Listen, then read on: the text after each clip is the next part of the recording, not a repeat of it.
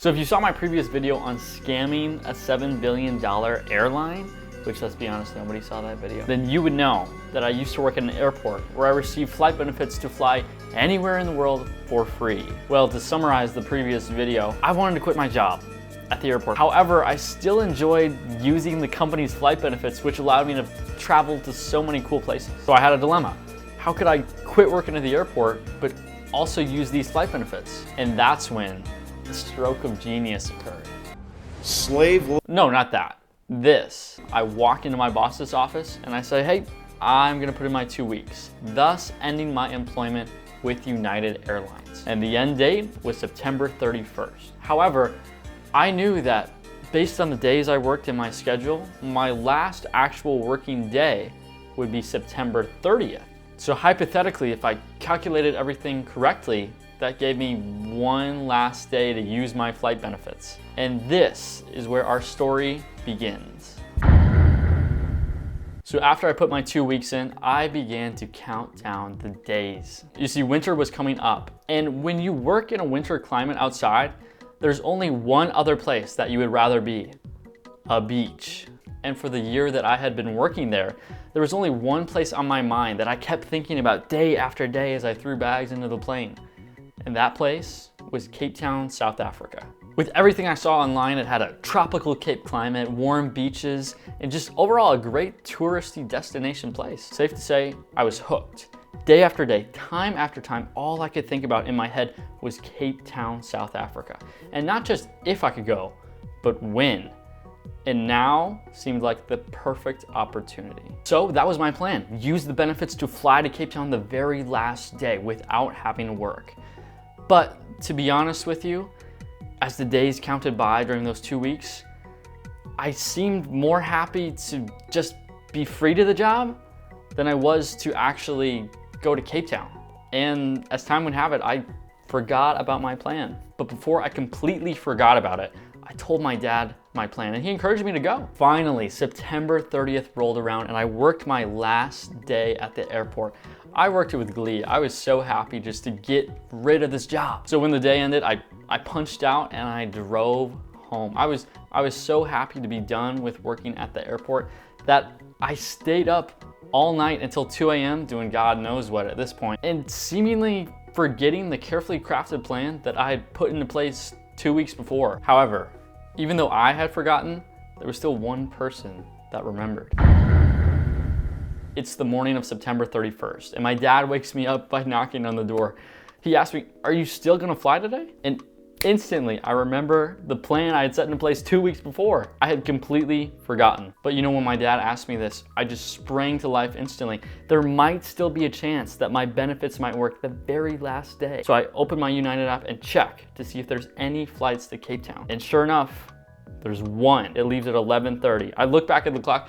It's 10:05 because we've been talking for 5 minutes. And so quickly I have to make a decision. Am I gonna go to Cape Town or am I gonna stay here? And then I'm thinking, well, what am I doing anyway this weekend? I don't have a job anymore. So quickly I make the decision. I'm like, okay, let's go. Let's go to Cape Town. So I grab essential items, you know, my backpack, clothes, throw it on. I don't even get to brush my teeth or take a shower. We just go, we leave. At this point it's 10:15, so we're gonna cut it very, very close because this flight leaves at 11:30. So it takes an hour and a half to get to the airport from where I'm living. And so it's at this point in the car on the ride over to the airport that I actually start to do some real research onto South Africa. You see, something to make note of is that countries were in the process of shutting down their COVID travel restriction procedures because this was the middle of 2022.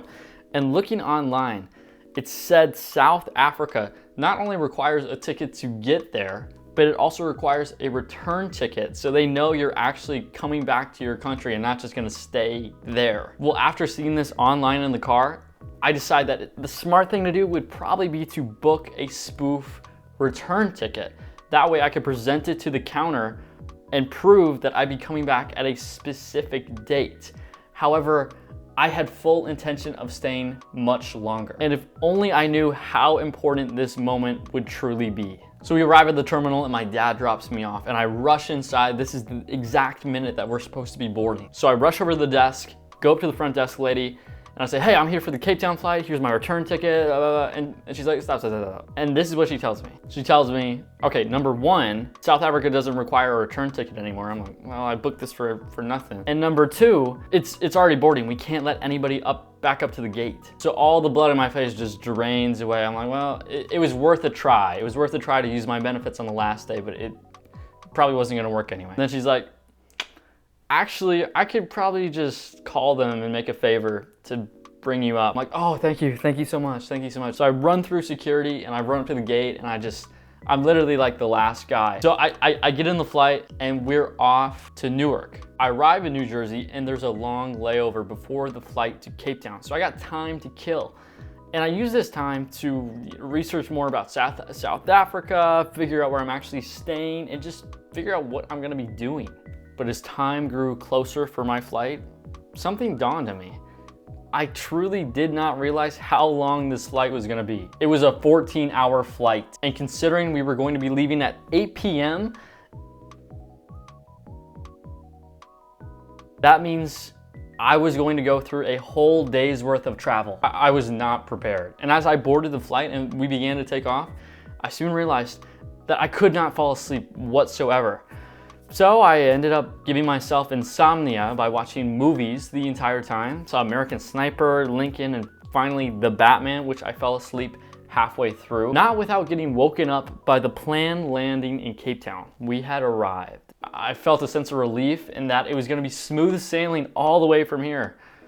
But something I didn't realize was my problems were just beginning. So when I landed, I had a headache. I mean, it's rare if I even see one movie a month, but 3 in one night, crazy. So I get off the plane, go through customs, and instantly my phone does not have service. So I'm like, oh, okay. So I have to resort to SIM swapping with this sketchy pop-up that's like for foreigners, which I was almost sure they were gonna take my money or something. But I went with that and they worked. So now I just had to figure out, how do I get to the hostel that I booked the day previously? And I know they have Uber in South Africa, but I'd only used it like once or twice years before. So I was a little hesitant, but I was figuring it out. Just as I'm trying to figure this out, a dude in a taxi uniform walks up to me and he asks me if I need any help getting to where I'm going. I'm like, yeah, it's fine, dude. I'm ordering an Uber. He's like, Uber? No. You come with me. I'd take you where you need to go. I am lost. I really do not know what I'm doing. So I'm like, if this guy's the taxi driver, I'll just follow this guy. So he beckons me to follow him, and I follow him into this parking garage, okay? We're walking towards his vehicle, and when I look at this dude's car, this car is like a silver, this is not a taxi car, this is a silver car that looks like it was made in the 90s. Like, this does not look like a taxi cab that I know. But he's like, okay, get in the back. So I'm like, okay, all right. This must be how they do it in South Africa. You know, I have no idea. So I get in the back of this guy's car and we just start taking off towards where I need to be. Instantly, the moment we leave the airport, the mental vacation spot image that I had built up in my head of Cape Town began to crumble before my very eyes. Because as we start heading out towards out of the airport, I see villages of just shacks everywhere. There are homeless encampments in the downtown area, and the nice residences have giant walls and barbed wire all over the top. So naturally, this is not what I expected. This is not what I researched online. And the thought did cross my mind at least once, should I have even come here at all? Anyways, we make it to the hostel, and I pay the guy for his trouble. He's like, okay, here's the bill. It's 600 Rand, and I have no idea what a Rand is. I'm American, right? I only know dollars. So I'm like, they do different things, right? So I'll just pay it and figure it out later, whatever. So I pay the guy the 600 Rand bill, and you know, he's like, oh, okay, before you go, I give you my number. I take you to the best surf spot in South Africa. You just text me, and we figured it out. 2 hours away. I'm like, I'll consider it. So I take the guy's number and I take my bags, I say goodbye, and I walk in the hostel. I get my room, I get it set, get everything ready for my first night in South Africa. And before I'm about to go to sleep, I'm like, you know what? I should probably figure out conversions here, because if I'm gonna be spending money, I at least wanna know what I'm spending. So, okay, let's take the bill that I just paid, you know? So Rand, $1 US to Rand, and I look it up, $1 to 18 Rand, and I do the math in my head. I'm like, okay, so if I just paid a $600 Rand just from the airport to my hostel, how much did that cost? I'm like, so I paid that guy 33 bucks just to take me like a couple miles down the street. It would have been like half of that if I took an Uber. So safe to say, I didn't text that guy back at all. So waking up the next morning, my first brand new day in South Africa, I was on a mission. First day in Cape Town, I have to make it count. So I walk downstairs, I eat breakfast, and I talk to my hosts. I need advice, guys. What should I do today? I'm an American tourist. I'm a dumb American tourist.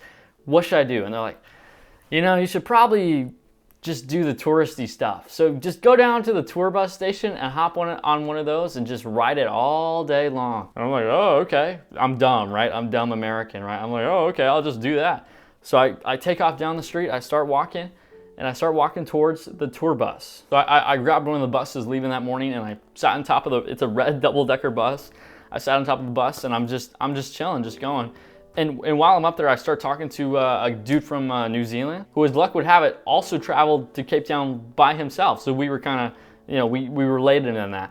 So we're basically talking all day. And we ended up talking so much that we actually went to almost all the sites together that entire day. I'm just bringing this up because it was actually really nice to just enjoy somebody else's company on the trip. You see a lot of these solo trip videos online. I'm telling you from firsthand experience, it's not as fun as people make it out to be. I really love sharing experiences with other people. So it was really nice to make a friend on this trip. So after the tour bus pulled into the station at the end of the day, my friend and I got to talking, and there's actually 2 lines that you can take, and we took the shorter line that day. So we were going to take the longer line the very next day. So we're talking like, yeah, let's meet up the next day and let's take the longer line together, okay? And we both part and take our separate ways home. And as I went back to my hostel, for some reason, I just got this sinking feeling in my stomach that I just had to check my United app, because my plan initially had been to stay for an extended period of time, maybe a week, and then fly back by just looking at my app and doing my benefits. However, it was September 2nd. And if you remember, my employment ended on the 31st. But I was hoping maybe there'd be a chance that I could log in once again and just book a ticket home. So, having this sinking feeling in my stomach, I opened my United app and I check to see if I still have my employee ID and my benefits. I'm checking, I'm trying to log in, access denied. And that's when it hit me. My plan to get home had failed. The next morning, I woke up nervous. My plan had failed. How am I gonna get home? But I still had an ace up my sleeve. You see, I had booked that spoof return ticket as an alibi to just show the counter that I would be coming back home, when in reality, I never really needed it. But now, since my flight privileges and my employee ID had been revoked, that spoof return ticket looked like the only way I could possibly get home. So the very next morning, I woke up and met up with my friend and told him, hey, I'd be leaving a little bit earlier today. I'd be leaving that night at 7. He was a little bit surprised because before I had told him I would be there for an extended period of time, but he's like, okay, whatever. And we did the longer route around the city. But despite us still going with our plans to go around the entire city all day, the only thing I could think of was my fate. Am I or am I not going to be on this flight back to America? You see, to make matters worse, I think it's about time that I actually explain to you what these free flight benefits even mean. It's called flying standby, and you're only allowed to fly in the plane if a seat goes unsold. This means that if there are empty seats on an airplane that go unsold, no passenger buys that ticket, the airline loses $0 if they just let you hop a ride and take that seat, therefore flying for free. So in my case, if all the seats are sold on the spoof flight return ticket that I had booked, that means I won't be allowed to get a seat on the plane. That means I'll be stranded in the Cape Town airport, not knowing how, if, or when I'll be able to get back home. And to make matters even worse, the day I would be flying out would be a Friday. And if you ask any airline employee who uses these flight benefits, they can tell you, you never fly on Friday because there's almost no chance you're gonna get a seat on the airplane. Stakes were high. And as evening drew to a close and I said goodbye to my friend, I actually learned my lesson. I actually booked an Uber to the airport instead of taking a taxi like before. So that's something. So I arrived at the Cape Town airport like 2 hours early, and I'm one of the first people to wait at my gate. So I waited patiently at the gate, and as the hours ticked by, people began to file in for the last flight back to America. And as I look at all their faces, they seem bored and uninterested because they know that they're making it on the plane back to America. Their fate is sealed, but my fate is still uncertain. So every single hour just gets shorter and shorter and shorter. Time is just speeding up. So people kept filling in, eventually it becomes standing room. There are no more seats to accommodate all the people at the gate.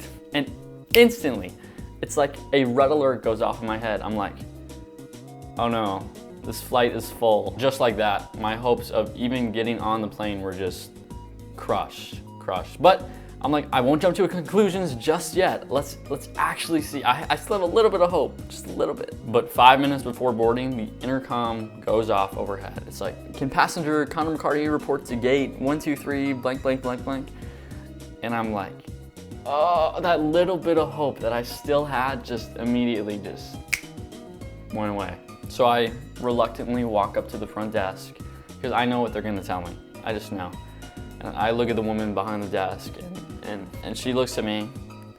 Then she slides over the counter a piece of paper. And I take it. She says, "Here's your boarding pass, sir." And I'm looking at the ticket. I'm like, there's no way. There's no way that I got on this flight. I was shocked. Against all odds, I had managed to make it back home. Somehow during this whole trip, I'd gotten so lucky, whether that be planning my 2-week skiing, to my dad waking me up at the perfect time, to me barely making it on the flight to Newark, to meeting somebody else on this trip, and then to barely getting on the last flight back to America. I had been so lucky. Literally the face I was making was just pure joy as I stepped on the last plane back to America. Thank you for watching this video. Click on the screen right now to hear one of my other travel stories that didn't go so well, and I will see you guys tomorrow.